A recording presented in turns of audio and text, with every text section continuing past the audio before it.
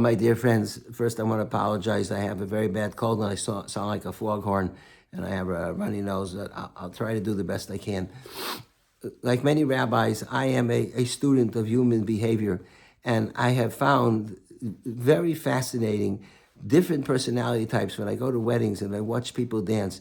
I've identified 5 personality types. You won't find this in any psychology book or self-help book. This is Luban's 5 personality types that one encounters at a chasana, and here they are. The first is the drummer. On more than one occasion, I'm walking around the circle at the chasana, and all of a sudden, I feel somebody tapping on my back. I thought maybe he's trying to get my attention. I glance over my shoulder. He's not trying to get my attention. He's playing the drums on my back. He thought my back was maybe a set of bongo drums, and he's tapping away with a beat and everything. Well, there's a simple way to deal with that. Instead of telling the person, sir, excuse me, my back is not. It's a back. It's not a drum set. But instead of doing that and maybe insulting the person, I just extricate myself from the line and I stand someplace else during the dancing. The second is the lemon juice squeezer.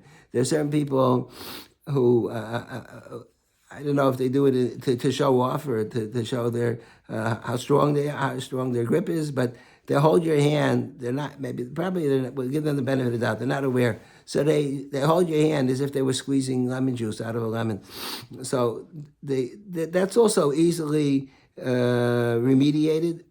Just change places in the line. If the person's grip is too strong, you don't have to insult the person and say, hey, you're hurting me with your grip. Then there's the bouncer. The bouncer, this happened to me a few times, but most recently, about 3-4 years ago, I was dancing at a wedding, and it was getting a little rowdy, so I moved away from the circle. In the meantime, the chassan's friend that wanted to dance with the chassan, and sometimes they lock arms. They put their arms on each other's shoulders, and they go back and forth and back and forth. So when you do that, you can't see behind where you're going. The person that's going forward could see, but the person going backwards doesn't see anything. Neither one saw that I was standing there. I was about 20 feet away from the circle, and they slammed right into me. They totally knocked me off my feet. I fell onto the ground. Baruch Hashem, I didn't break anything. And I was also happy that they didn't even notice, because it so happened that the chassan was one of my relatives, and I didn't want the chassan to feel bad. But that has happened to me a few times at weddings. Those are the bouncers that they're not paying attention to where they're going. They should, but they don't. Then there's what I call the acrobat, where the person wants to show that they're athletically inclined and they're able to do leaps and jumps into the air like Superman. It's like a leapfrog type of step. The Yiddish word for it is springer, which means somebody that jumps very high. So the springer, as they're going around the circle, they jump up and then they come down, and not infrequently they'll land on your foot. So this has happened to me on a number of occasions, and I can't afford, now that I'm over 35, I can't afford to have my foot broken. So when I see that the dancing is too intense, I just move away from the circle. So I should not be encountered by the acrobat who's practicing his leapfrog move. Finally, there's the magician. The magician is somebody who is able to magicians have a disappearing act.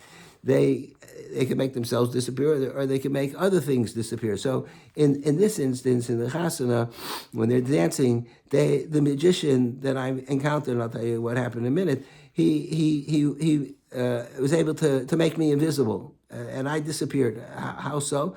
Well, we were going around a circle, and the Rosh Yeshiva came, and the Rosh Yeshiva was dancing in the middle with the chassan, and I guess this fellow maybe was a student of the Rosh Yeshiva, and he was so excited to see the Rosh Yeshiva, and he wanted to dance with the Rosh Yeshiva, so he made a beeline to go straight to the Rosh Yeshiva, and I was in his way. I was walking around a circle, so instead of saying, excuse me, I just need to get in to dance with my Rosh Yeshiva, he made me disappear, at least he pretended as if he did, and he made believe that I wasn't there. I was just a non-entity, and it shakes your sense of reality.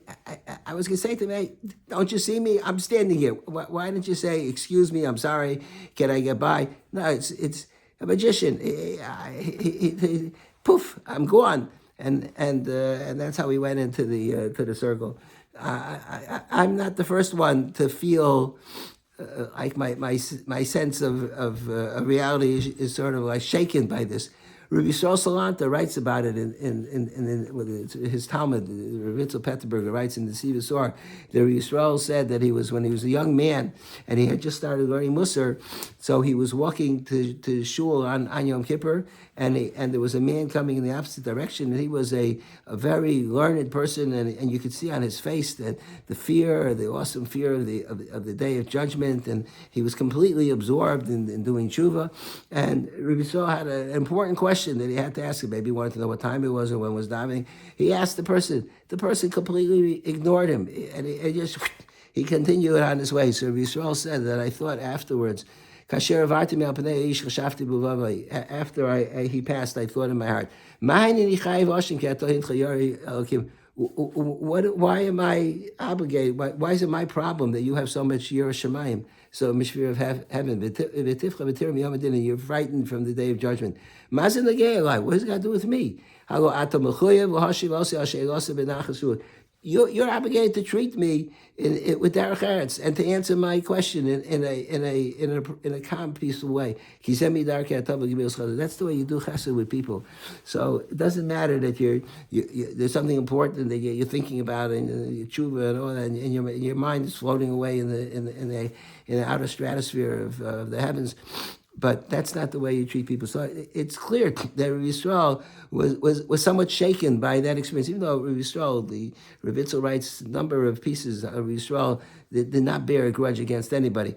But I guess he felt that he was observing the behavior of the other person. That's so inappropriate to treat somebody as if they don't exist. And that's how I felt. I was startled. Hey, didn't you notice that I'm standing here? Why don't you ask me if you go by?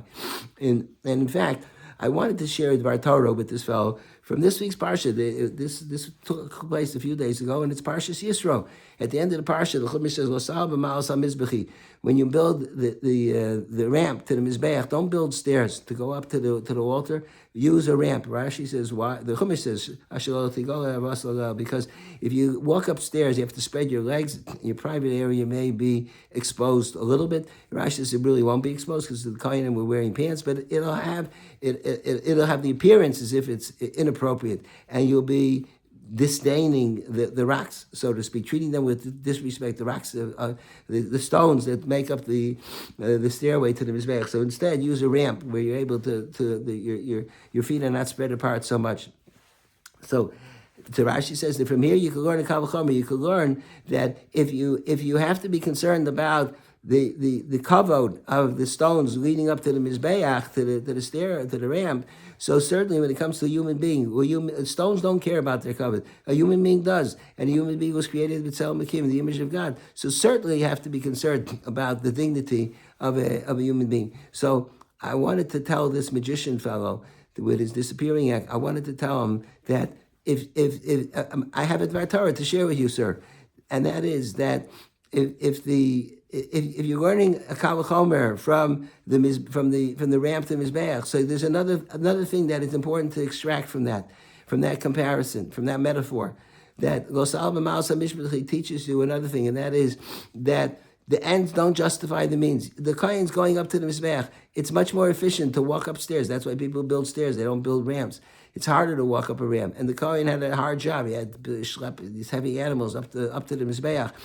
But it doesn't matter. If you're being disrespectful, the ends don't justify the means. And so if you're deriving from the mizbeach, disrespecting a human being, so there's the same thing is true, that even if for some reason it's better to ignore the person, it'll be more efficient to ignore the person. But if you're humiliating the individual or not treating you with proper respect, that's something you're not allowed to do. Even though you're going up to the mizbeach, don't go up on stairs. Even if you are going onto the mizbeach, that doesn't justify the fact that you're walking up stairs instead of a ramp. So that's what I wanted to tell the fellow. I know you needed to get to your Rosh Yeshiva. It's very important to mitzvah to mechabed your Rebbe and all that, and the chassan would feel good, and you would feel good, and the photographer could take a picture of you dancing with your Rosh Yeshiva and all that. but the ends doesn't justify the means. You have to do it in a respectful way.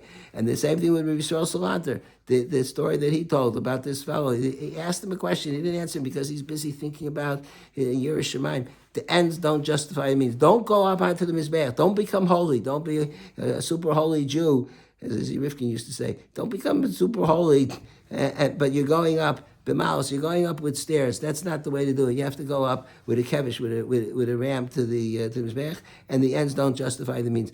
I suspect that this magician that I encountered at the wedding was he may have been a great grandson of the fellow that Rabbi Salanter encountered in Kovna years ago. I was going to tell him that, hey, are you related to did your grandfather come from Kovna where Rabbi Salanter was lived?